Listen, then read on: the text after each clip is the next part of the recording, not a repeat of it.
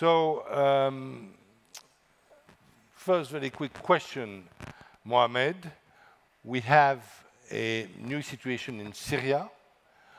How, not only the Emirates, but also the other countries of the GCC that you know very well, how do they see the situation? Are they a little bit upset?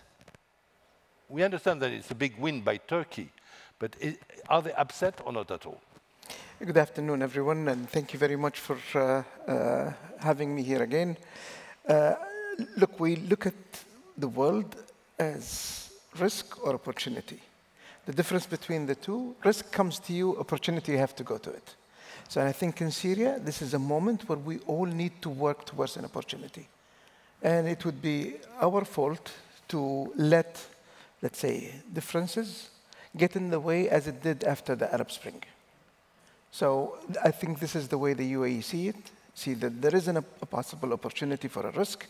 There's a possible opportunity for something much better. And maybe this is the time we need to work together towards investing in statehood of Syria. Regardless who is there, we need a Syrian state. And I think there is the time. Dismay at Turkey? I don't think so. Dismay at Iran? I don't think so. There is a major opportunity that we might turn the needle away from the conflicts. We have very positive signs, but we're also considering the history. I would say that, yes, keep the trajectory of history in the back of your mind, but also realize that many things has changed, including for us in the UAE. We're not pursuing policy in the same way we did 20 years ago. And I'm sure in other places, including Turkey, including Iran and others, are not pursuing policies in the same way. So maybe that is the opportunity we need to work for. J'espère que vous entendez tous bien, parce que sur la scène, on ne s'entend pas très bien. Vous entendez tous bien dans la salle, au moins? Bon, bah alors ça marche. Ça marche pour la salle, en tout cas. Volker, you come from a country who has welcomed so many Syrian refugees.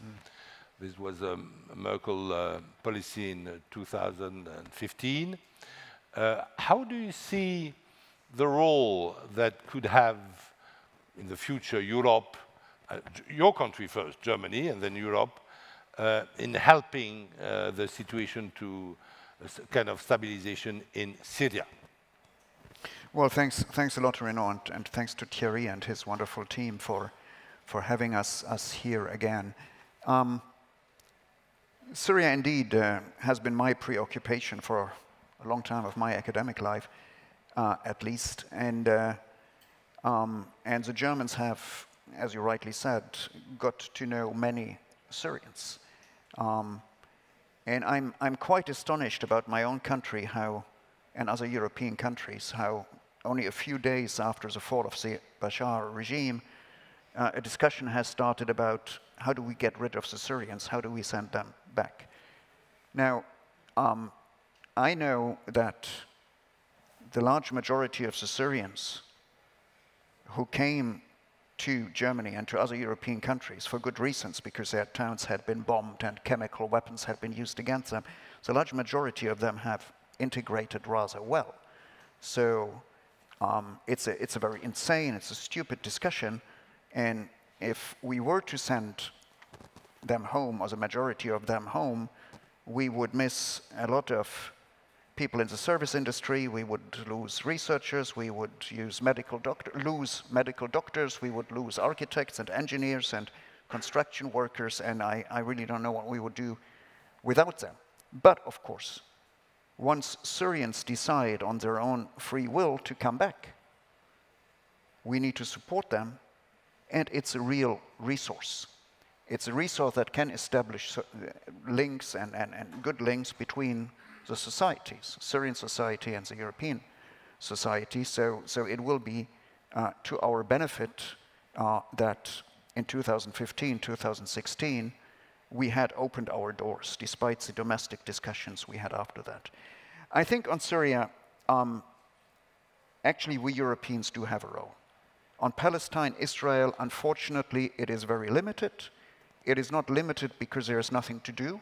It is limited because we Europeans don't have a common agenda.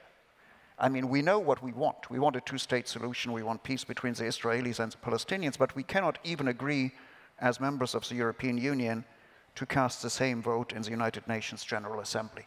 So we are neutralizing one another rather than actually bringing our forces, our strengths, our resources together. I think on Syria it's different.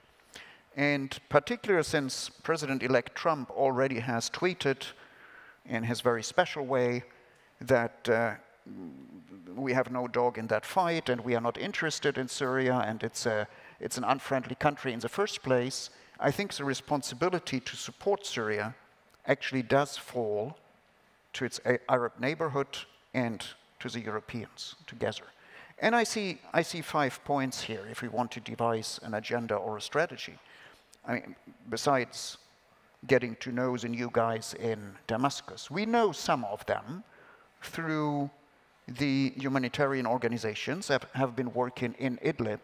And most of the humanitarians who have been working with Hayat Tahrir al-Sham in Idlib have been astonished how professional these guys were. I mean, you know, you have 2 million inhabitants, original inhabitants in Idlib, you have 2 million refugees, and you have to give them identity cards, you have to make sure that that support gets to the right people, all that. So they have been very efficient. So maybe that's a good sign for hope.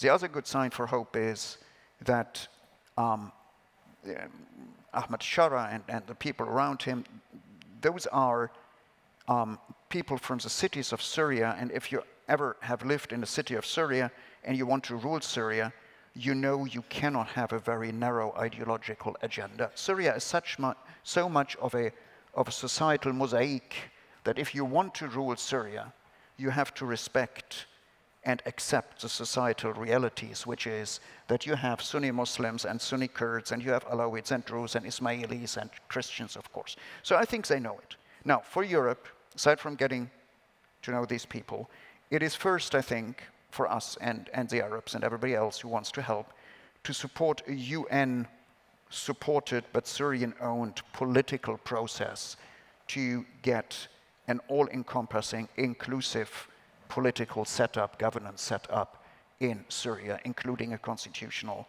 discussion.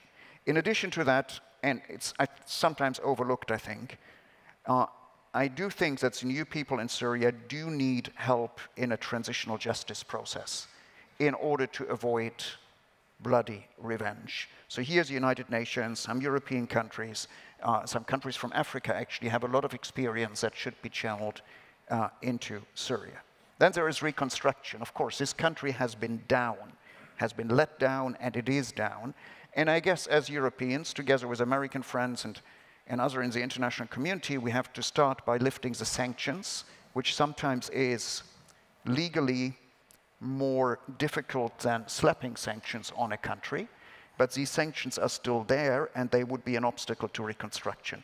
So we have to work on the reconstruction part. There will be European money and European expertise and Arab money and Arab expertise. The Syrians are the experts, so we will make use of the expat of the diaspora community, but first we have to lift the sanctions, and that's legal work that the Europeans have to do.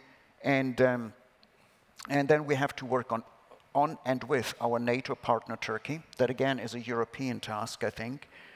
We do understand what the strategic interests of Turkey are.